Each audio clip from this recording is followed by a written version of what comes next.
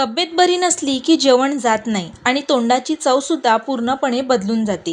मग त्यातही पौष्टिक, आरोग्यदायी, पचायला हलकी तांदळाची पेज उत्तम ठरते. बघा, त्यासाठी 1 वाटी तांदूळ घ्यायचे, ते मिक्सरला ओबडधोबड वाटून घ्यायचे.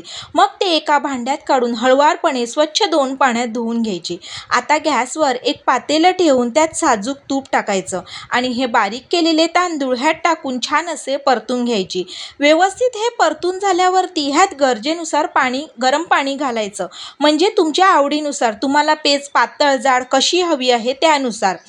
चवीनुसार मीठ आणि चिमूटभर साखर घालून मंद गॅसवरती 10 ते 15 मिनिटं छान अशी ही शिजवून घ्यायची. मस्त अशी तांदळाची पौष्टिक, पचायला हलकी पेज तयार आहे.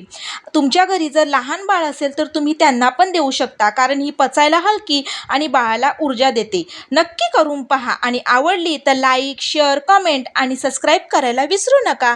श्री स्वामी समर्थ.